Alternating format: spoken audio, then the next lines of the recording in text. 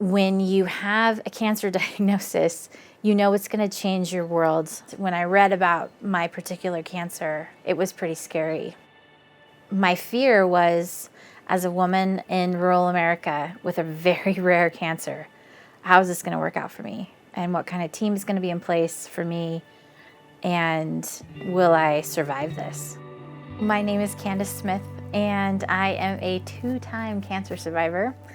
I was one of those women that delayed care. Tragically, my childhood best friend died of cancer, and so I was like, I gotta get scheduled. And it's really never good news when the radiologist actually comes into the room. Pathology came back really quickly, and it was definitely cancer.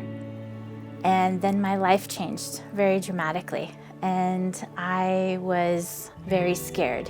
It came back as spindle cell sarcoma metaplastic carcinoma. My cancer was very rare. Less than 500 people in the world that had this cancer.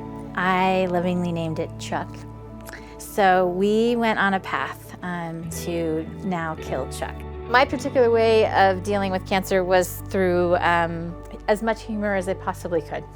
Everybody knew what my plan was. Nobody didn't know what my plan was. They made sure that when I walked in on the first day of treatment, my care was going to be perfect that day. They had my best interest at heart. That, I think, is the difference for my care, because I know that they love me. You do need that hometown touch. This is the most traumatic thing you can go through, and that care locally is important. And you do need the big city medicine. Those things combined in one place is really special. One of the things that a care provider told me during this process was that just because it's rare doesn't mean we can't treat it. I didn't have to worry or fear if I was going to get the best care if I lived here, because the best care kind of came to me. I could stay in this community that I'd lived in for 30 years. You have the benefit of this wonderful, nurturing community and the care team that is here, and the huge amount of care team members that are across the United States contributing to your plan.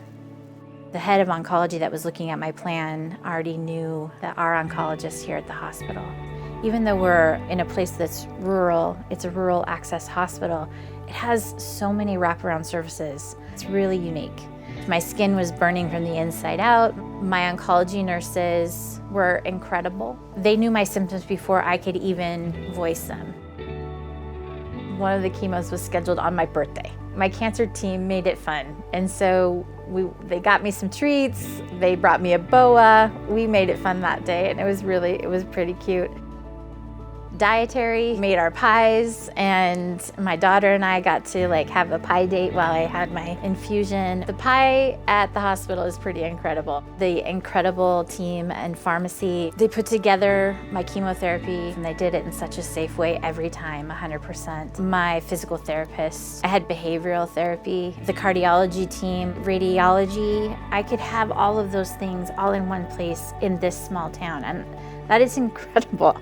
That is, not every hospital has that kind of stuff in a rural access hospital. I was just surrounded by so many professionals who brought this level of care and peace for such a scary situation.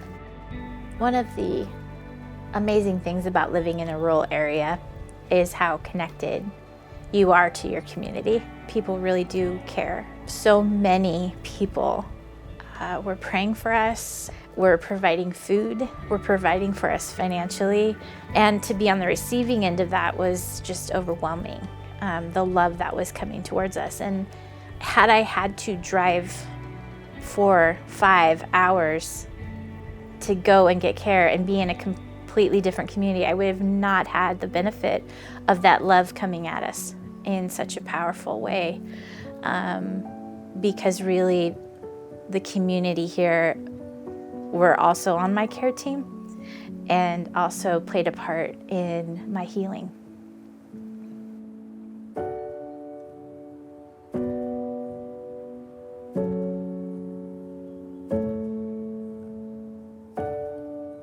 We have a cardiologist. Chemotherapy is really hard on your heart, She is really, really good at what she does. And she saw just this hint of something right here on my throat, and she says that needs to be checked on. So I had a scan done, and we found out it was a thyroid cancer. And I was devastated. Yeah, that one actually named Chad. So I was there to kill Chuck, but I was also there to kill Chad. So I then had to have another team come in and take care of the thyroid cancer. But the beautiful part of that was that it was still being taken care of by my care team at the hospital. Hey Megan, doing pretty good. Almost done with this last bag. Just a few more minutes left. 1 milliliter left. 0.4.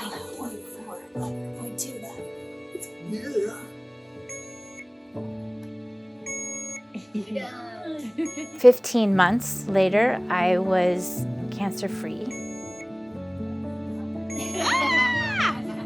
We're celebrating. Oh my God. My friend got me this lovely thing that says, "I'm here to kill Chuck," and we did. So there you go. As a perspective changer, cancer can be a really big one. I knew I loved my husband before cancer, but I couldn't have gone through this without him. And I knew I loved my kids, but I couldn't have gone through it without them. And I knew I loved my family, but I couldn't have gone through it without them. And the support of this community was incredible. My faith got me through. No, May, thank you for my beautiful painting. I like that you used a lot of colors. I am just grateful to be here. And I live with so much contentment and joy.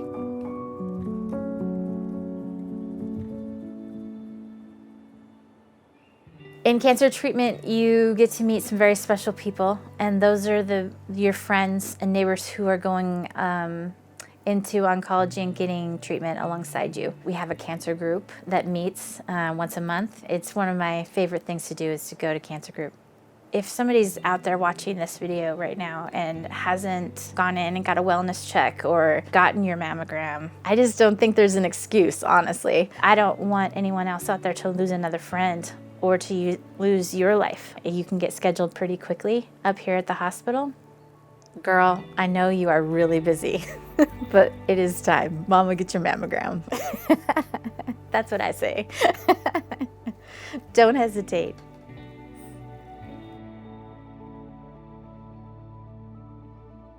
Grande Ronde Hospital and Clinics, Big City Medicine, Hometown Touch.